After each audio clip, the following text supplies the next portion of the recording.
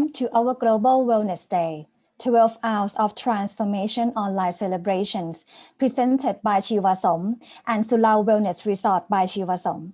And nice seeing some of our guests who participated in our previous classes and workshops. Nice seeing you all again.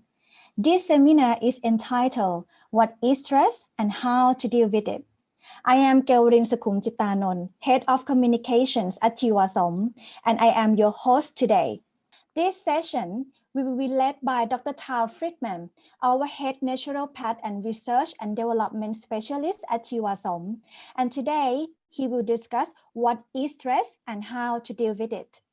Dr. Tao completed his undergraduate degree in health science at York University, Toronto, Canada. He received a specialist honor with a special focus in sports nutrition. He furthered his studies through a postgraduate doctorate of naturopathic medicine at the Canadian College of Naturopathic Medicine. And now he is with us again. Welcome back and nice seeing you again, Dr. Tao. Thank you very much for the kind introduction. Good afternoon, everybody. So today we'll be chatting about stress, what stress is, some stress management techniques. And I just want to start by saying that stress is a gigantic topic to talk about, and there's no way that I'm going to be able to cover absolutely everything in this one presentation. So if you do have questions, I'd love to answer them. Just type them in the chat box and we'll get to as many as possible today. So with that said, let's begin. So what exactly is stress? So stress was discovered by this guy on the right. His name is Hans Selye. He came up with a term called general adaptation syndrome. He figured out what stress is studying rats. What he was doing was he was trying to figure out what some pancreatic enzymes do, and was injecting rats with these enzymes and seeing what would happen. And the story goes that he and his assistants were really bad at handling the rats, because at the end of all these trials, all the rats got ulcers, and they were trying to figure out why all the rats got ulcers and not just the ones he was injecting with the pancreatic stuff, because they're using just salt water in the other rats as a control. And the joke was that they were so bad at handling the rats, they stressed them all out and all the rats got ulcers. So he started writing papers about general adaptation syndrome, which is what we call stress today. So the real definition is that stress is something that when there's a demand on your body that goes beyond your capability of dealing with that demand. So when something is too much. That's the general kind of definition of stress. Now, stress, what most of us, I think, understand as stress is our fight or flight response, right? Something happens, your nervous system gets amped up and you fight or you run away. Thousands of years ago, thousands and thousands and thousands of years ago, this picture that you see was what stress was. It was finding food and having your food not kill you and surviving. So our stress response turns on all these biological mechanisms. We mobilize energy, our cardiovascular tone increases, our heart rate increases, all the blood vessels here in our core are squeezed to push blood out to our muscles so we can fight and run away. We suppress growth because growth is expensive. Repairing tissues and stuff is expensive. We need that energy right now to run and fight. We suppress digestion because it takes too much blood and energy also to digest food. We suppress reproduction because if you can't feed yourself, you're not going to survive. Why make another person to feed? It changes immune function and also alters cognition. And I'll get into that stuff a little bit later. But all of these things keep us alive. They keep us fighting another day, right? Makes sense. That's why we have a stress response. It's supposed to prepare our bodies to take an action, to do something, right? But stress today is not what stress was thousands of years ago. Today, maybe you sleep in, you're a little bit late for work, so you're stressed out, you get stuck on the commute, you're stuck in traffic, you get to work, work is busy, you get home, maybe family life is going a little bit crazy. The stress lasts all day long, right? But our bodies are kind of stupid And we respond exactly the same way to all the stresses of today that we responded in a similar way to all the stresses of back then. Our body doesn't know any different. And this is where problems start to be created, right? So what is stress actually doing to our bodies? What is stress doing to us physiologically? The big one that I think most people know about is cardiovascular disease. There's been a pretty good, solid connection between stress and cardiovascular disease for years. Actually, there was a couple of doctors, these cardiologists, right here, Friedman and Rosenman, that really characterized what we call a type A personality and cardiovascular disease, because they realized that all of their cardiovascular disease patients all exhibited a lot of the same personality traits. They were really quick to anger. They had kind of these facial tics. Actually, a lot of the furniture in the waiting room of their office, the armrests were all scratched up because these people were sitting there getting stressed out, waiting to hear results from their cardiologists. And this spurred a lot of research actually into the connections between stress and cardiovascular disease. One of the big ways that high stress creates cardiovascular disease is the increases in blood pressure, right? So we get this increase in blood pressure, and you can imagine that your arteries are like a hose, and the blood is like water coming through that hose, right? And if I increase the pressure, it's the same like if I put my thumb over a garden hose to increase the pressure of the spray. So now that's kind of happening in our veins and arteries, and you get this turbulent flow of blood at a high pressure that actually creates little tears. You get this little damage in the arteries. And when we go to make a repair to fix that damage, if there's lots of sugar and fat and cholesterol and stuff floating around in our blood, it gets stuck there and we end up with plaque. What I'm explaining is this picture here on the right.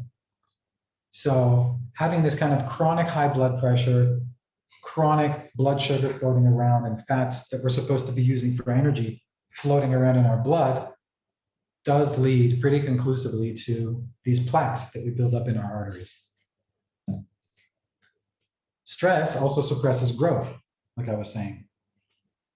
And yeah, this is definitely evident with kids, and there's a lot of research behind something called psychological short stature syndrome, which is really prevalent in orphanages, right? Losing your parents is a very stressful thing, and these kids don't grow. When you take the kids out of that situation and put them in a healthy situation, the kids do end up growing. Another big issue with suppressing growth, and I'll talk about this a little bit later too, is tissue repair, right? So stress suppresses growth and tissue repair, and this leads to all kinds of other issues. There's also pretty good evidence suggesting that male pattern baldness is accelerated by stress, and that also has to do with tissue growth and repair. There's wound healing, acne scarring. All of these things are related to stress suppressing these growth signals. Now, if you read psychology textbooks and they talk about stress and these psychogenic growth syndromes, there's one example that's used a lot, and it's this story of a guy named J.M. Barrie. He had a brother who passed away when he was 6 years old, and it left the family completely devastated, and especially the mother. And as J.M. would walk around his house, the mother would think that it's his brother and say stuff to him like, "Oh, it's only you." And she started saying stuff like, "Well, you know, your brother will never left me, he never got older," and all these things. And it really affected J.M. Barrie, who only grew to be 159 centimeters tall. He never consummated his marriage. He never had children. He passed away at the age of 77. He's the author of Peter Payne. He literally wrote about a kid that never grew up because of the kind of stresses that he had growing up. Digestion is another big biological system that's impacted by stress. So I was saying that digestion gets suppressed by stress. What's happening there is we have our nervous system that's more responsible for kind of amping us up. We call that the sympathetic nervous system. And we have a parasympathetic nervous system, which is really important for us to relax. And it's not like one of them is on and one of them is off. It's kind of like a dimmer switch. We can kind of dial one up and dial one down. Stress really ramps up our sympathetic nervous system and pushes down our parasympathetic nervous system. So what happens with digestion is our parasympathetic nervous system is really important for our small intestine and large intestine to kind of have these muscular actions to push food kind of down. This decreased action can lead to chronic constipation. And this is really evident with a lot of people who I've spoken to over the years.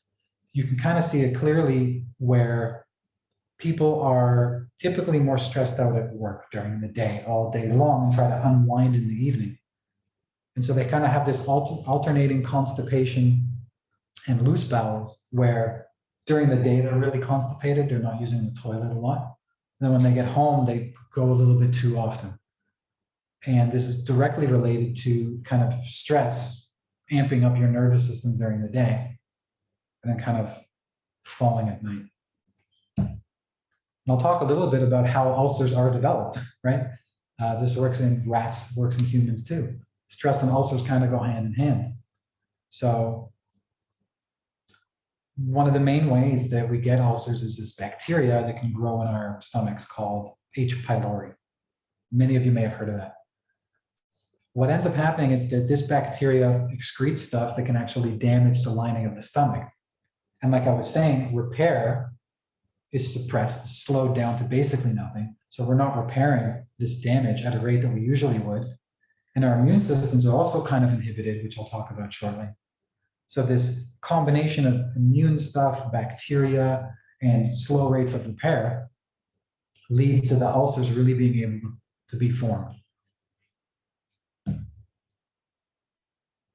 And yeah, talking about immune function, what's really interesting about stress is that it turns up part of our immune system and turns down another part of our immune system. If you think back to what I was saying about stress is kind of how our bodies are trying to keep us alive, to keep us fighting, fight or flight response, right? The part of our immune system that deals with an initial infection, an initial big reaction, gets turned up. That's the kind of the first few days you feel like you have a cold, you got hit by a truck. It's this big, huge inflammatory response is really turned up. The specific kind of cell-to-cell viral killing part of our immune system is turned down. So all these inflammatory responses really kind of get accentuated when we're stressed, while our more specific part of our immune system gets turned down. Now, for years, it was interesting that people thought that because of this specific part of our immune system is getting turned down, that stress could potentially increase cancer risk. But really, years of research have shown that to be quite inconclusive. So that's not something that you do have to worry about. But all the inflammatory stuff I was talking about can also be associated with cardiovascular disease, digestive issues, and a whole whack of other stuff. Another big one that gets affected by stress, inflammation, and tissue repair is joint healing. So people with arthritis, osteoporosis, even athletes or people that are training really hard will have much slower recovery times from pretty, I want to say simple, but all kinds of different injuries. Reproduction also gets completely obliterated by stress. And that makes sense again, if you think about that. If we cannot take care of ourselves, right? That's what the stressor is implying to our body, that the need to make another person to take care of kind of goes out the window. This is probably most common if anybody's ever heard of athletes who train really hard, women specifically. they can stop menstruating if they train really, really intensely. And also men, the risk for impotency goes up. What's really important actually is the parasympathetic nervous system that I was talking about. Men need that in order to be able to even maintain erection. So that also goes completely out the window with stress. And the last piece I want to talk about, and this is a huge area of research, is stress effects on our brain. Stress changes cognition in a number of different ways. And again, if you look at the biological reason for why we even have a stress response, it makes sense. So when fight or flight is really turned up, our cognitive function ends up kind of narrowing to try to focus on things that are right in front of our face. So long-term planning, some executive function, all of these things just kind of go by the wayside, right? Our body says, no, we don't need to worry about anything happening in the future. Only deal with what's in front of you. I think a lot of this goes into the stress eating behaviors that you see a lot, right?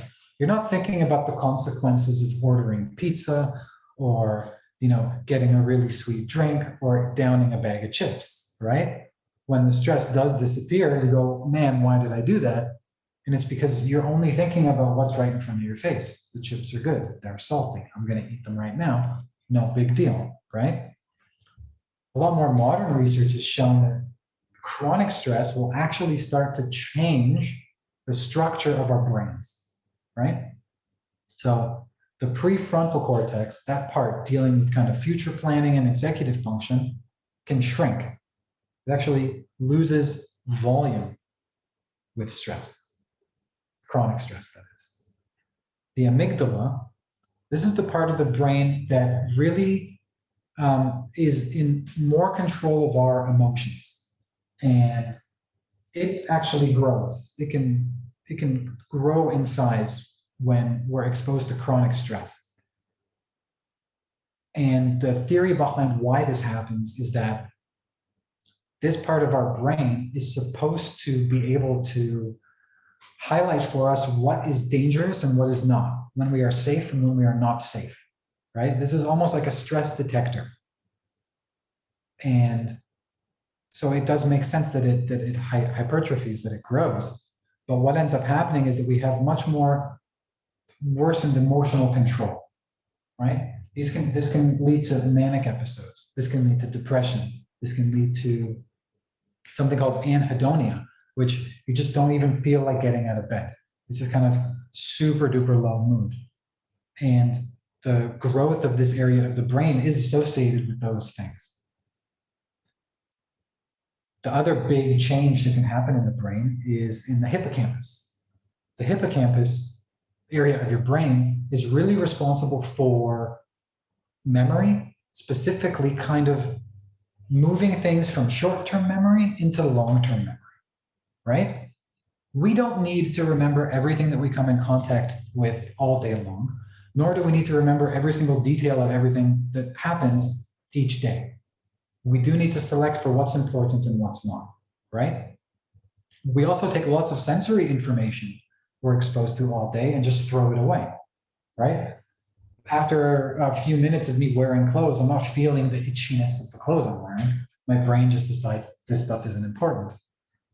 So when you have issues with the hippocampus, when it's shrinking, how we're dealing with actually putting stuff into long-term memory gets completely screwed up. And you can see when people are really, really chronically stressed out, let's say really high stress for these kind of certain periods of time, yeah, short-term memory goes completely out the window, right? I'm sure we've all experienced oh yeah, I was so busy at work. Was this yesterday or the day before? I don't remember, but this thing for sure happened. It's because of the stress it's putting on our hippocampus, right? So yeah, so all kinds of really crazy, interesting things happen to our brains and cognitive function with kind of chronic stress. So now that everybody's a little bit worried, because I've been speaking nonstop about how stress is slowly ruining all of our biological systems. What can we actually do about stress? How do we deal with stress? There's a couple of important things I want to highlight. Number one, the most important thing is stress can be good. It really can. And different things are stressful to different people, right? I love this picture because some people hate roller coasters. I like them. I think it's the perfect amount of stress for me, right? And if you look at this picture, you can see these guys look like they're enjoying themselves. You got this guy in the back over here that looks like he's freaking out. But it's true. Stress for some people is a challenge. It's an obstacle. It's something fun. It's being excited, right? But stress needs to meet a couple of requirements for it to be something good. Number one, we have to feel safe, right? If we don't feel safe, it's not a good kind of stress. Number two, predictability.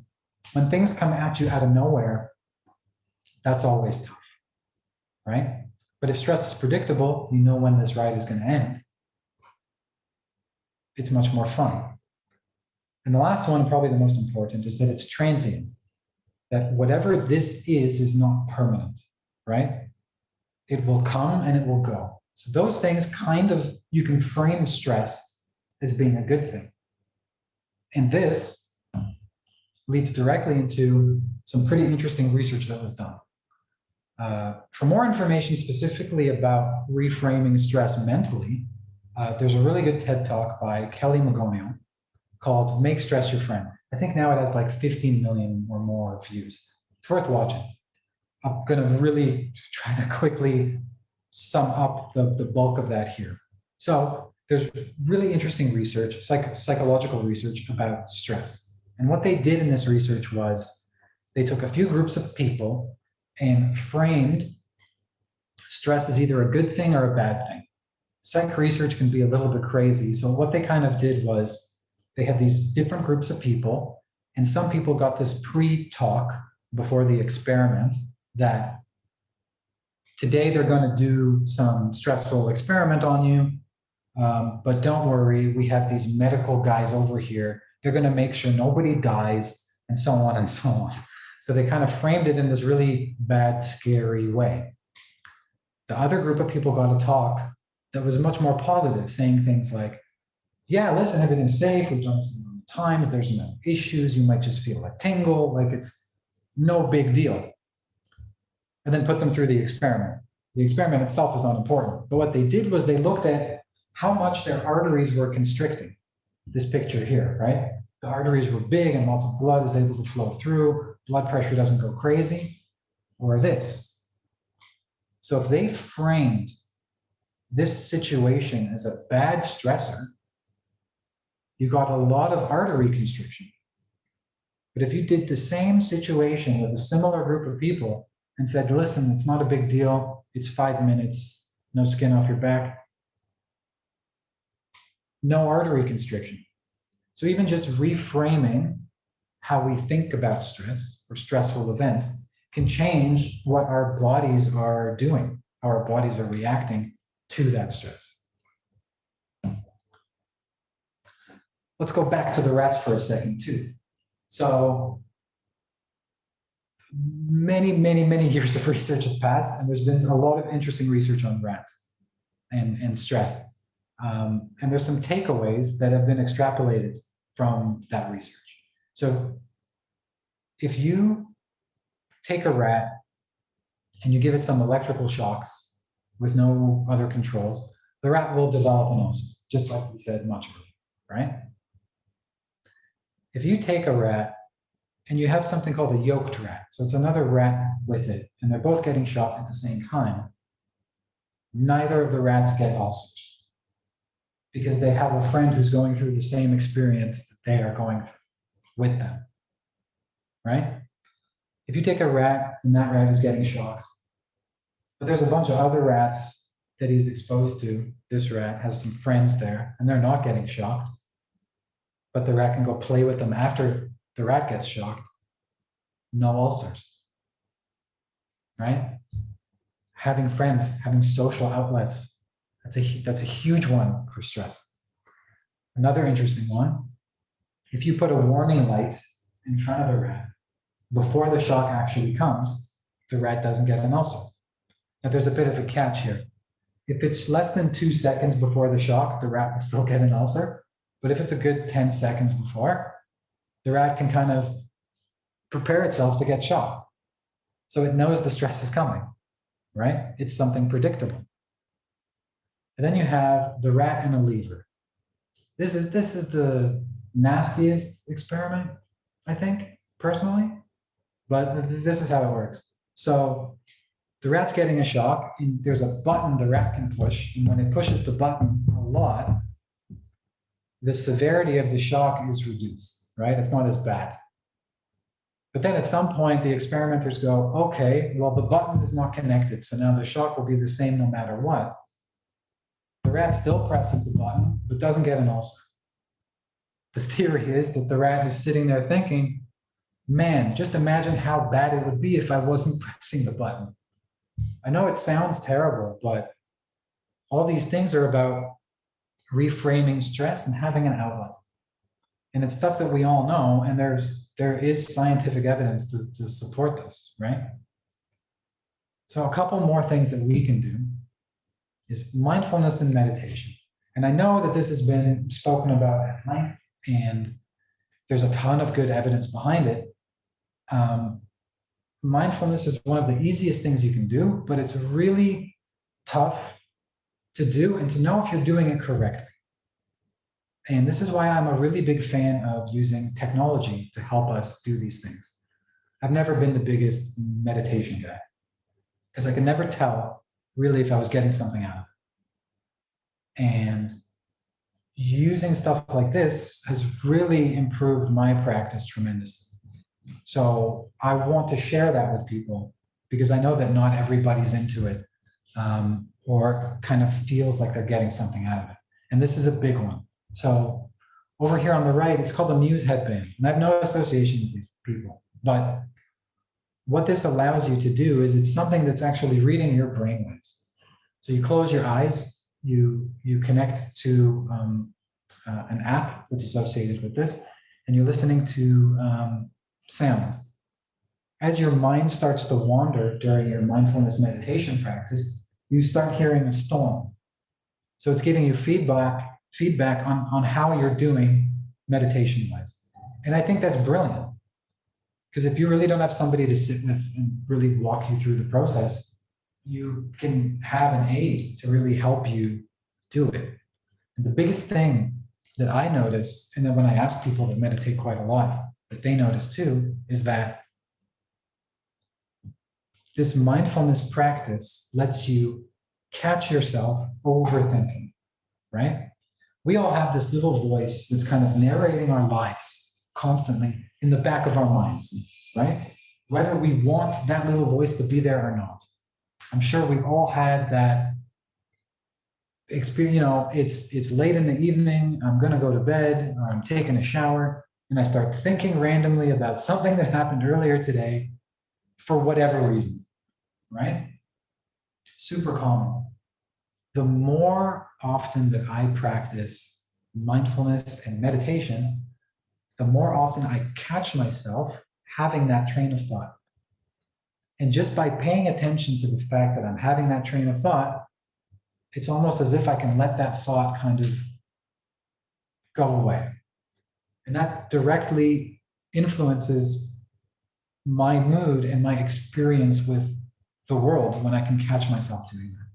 So it's something that I strongly recommend people get into, mindfulness and meditation. And if you're like me and it's a little bit weird and you're a bit more of a techie science geek, then there's tools to help you do that too. Another big one is heart rate variability training. And that's something that I do here in-house. If you ever come, knock on my door, I'm happy to put you through a session. What this is a way of trying to measure how amped up our sympathetic nervous system is. right? Remember, that's the nervous system that's supposed to get us ready for fight or flight. So it's a really easy thing to measure. You can just use like a heart rate monitor, some chest strap monitors. I use one that can go on your finger or just clip on your ear. And what I'm measuring is the amount of time in between heartbeats. So not the 60 beats a minute or 70 beats a minute. That's not really important. It's how much time is in between each beat.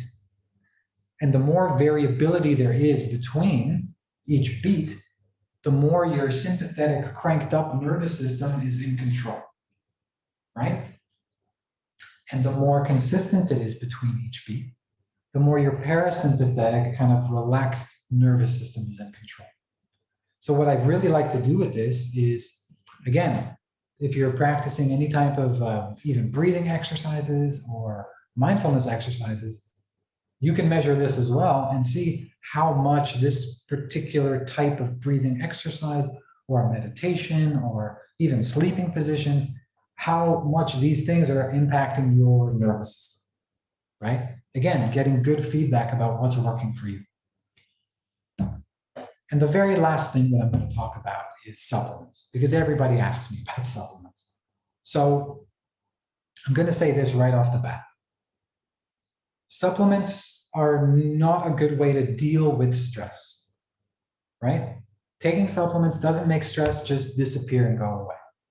We all have stresses in our lives, and learning how to cope with them is of the utmost importance.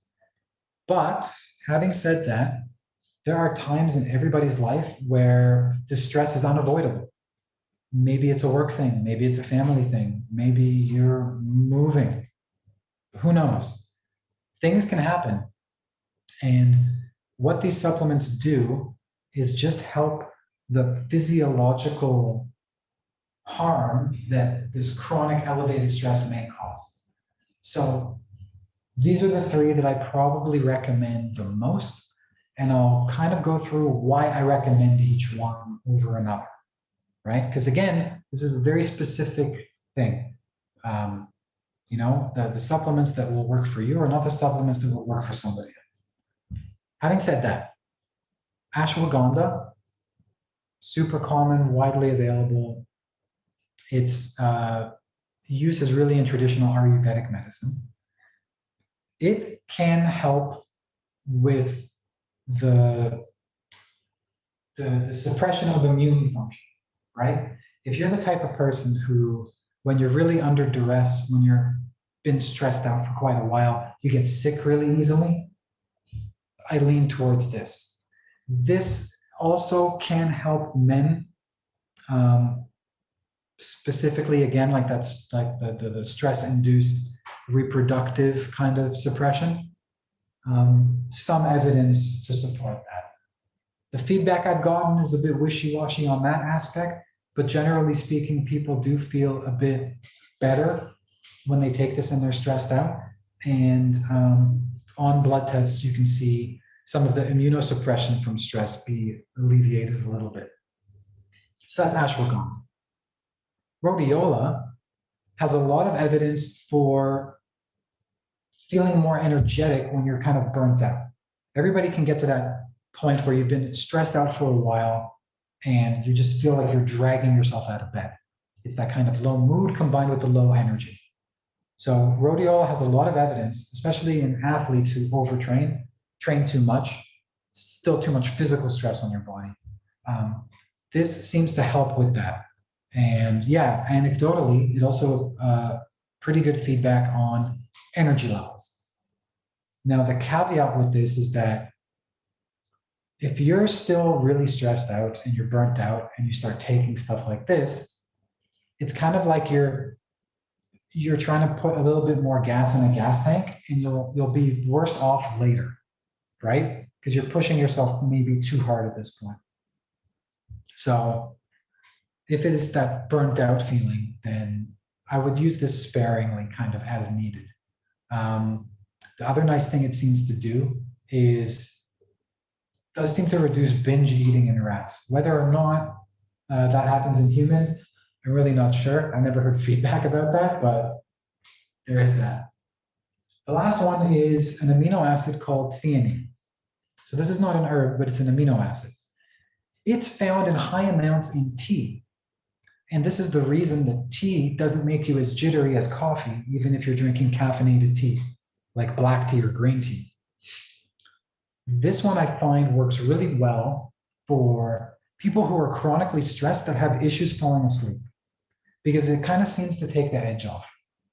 I also usually recommend this in pretty high amounts for people who drink a lot of coffee, right? If you're drinking coffee because it's a long day at work, and especially you're drinking coffee past 3 p.m., there's probably still a lot of caffeine in your blood by the time you get to bed. So taking the theanine can also take the edge off at the end of the day, right? From the caffeine as well as the stress.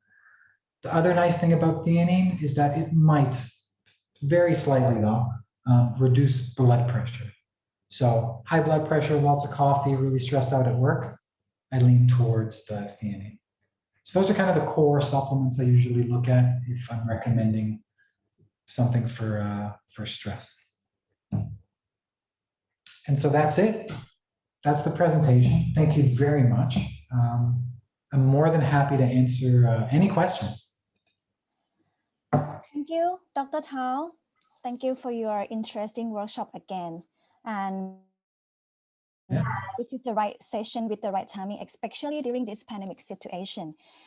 We hope you all enjoy this session. Here are some questions in the chat. Yeah.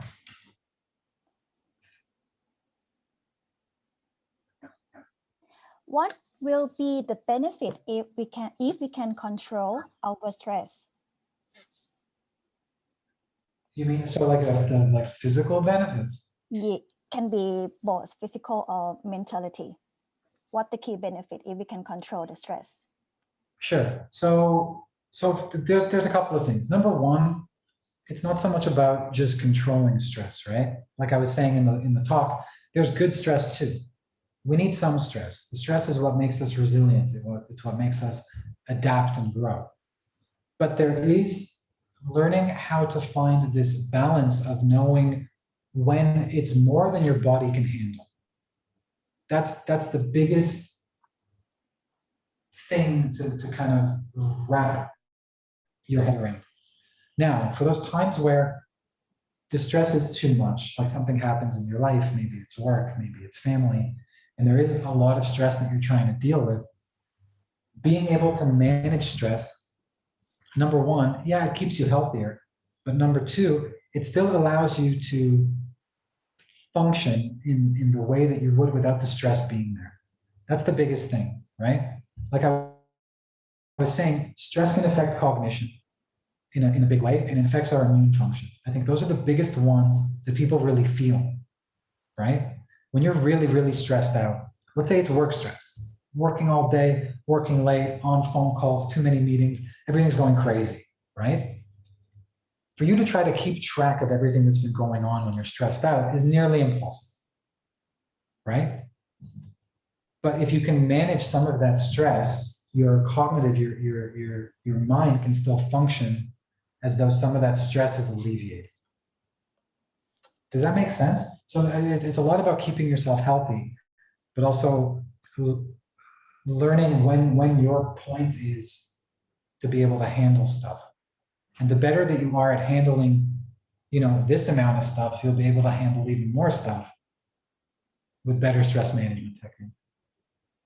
I hope that makes sense. Thank you, Dr. Tao. Yeah. Next question. Is there a clear line between stress and depression? There is. Now, if you look at psychology research, it's like a chicken or the egg thing. Does stress cause the depression, or does the depression cause the stress? Do you know what I'm saying? There is a relationship between the two, and they perpetuate one another, right? But there is a very clear, when I was talking about the changes that can happen in the brain, especially in the amygdala, the area that's controlling emotion, chronic stress, what it really does is, let's say you were a little bit worried about something in the past. We'll say 5 out of 10, you're worried about it. When your amygdala grows, when stress has that effect on your brain, instead of 5 out of 10, it's like 8 out of 10, right? You react to that same thing, but in a more extreme way. So yes, it can make depression even worse. Yeah, good question. Thank you, Dr. Tao. Yeah. Another question. Is there a way to physically notice unconscious stress? Yeah, there is, for sure. So the biggest one and my favorite was when I had mentioned the heart rate variability, right? Heart rate variability is a really great way to assess how cranked up your nervous system is. And it's a good measure of being able to physiologically see if there is additional stress. There is kind of a baseline of how you would expect that those numbers to look, this heart rate variability number. I can put that slide back on the screen if anybody forgot what I was talking about. Give me one moment. So heart rate variability is looking this. So if you look up heart rate variability, there's a couple of companies doing really interesting things with it. I use some hardware from a company called HeartMath that you would have to pay for. But if you already have a chest strap monitor, you can look into a company called Elite, ELITE, HRV. Their software can work with a lot of really readily available heart rate monitors. So what you do is you take a measurement when you're just sitting there, right? And if your heart rate variability is really variable, really out of whack, that means your sympathetic nervous system is turned up when you're just sitting in a chair. So there is some stress, there is something that's signaling your nervous system to be ready for fighting or for running away, right? So yeah, my favorite thing to measure how not stressed somebody is when they're just sitting and chatting with me is using that kind of technology.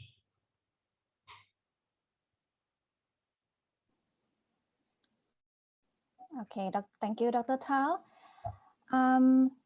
Is there any device or application for helping with the meditation that you can recommend now? Yeah, the headband I showed is a company called Muse. They're a Canadian company, like me, I'm Canadian. So I'll give them a thumbs up. But actually there's one application I quite like by a guy named Sam Harris. It's called,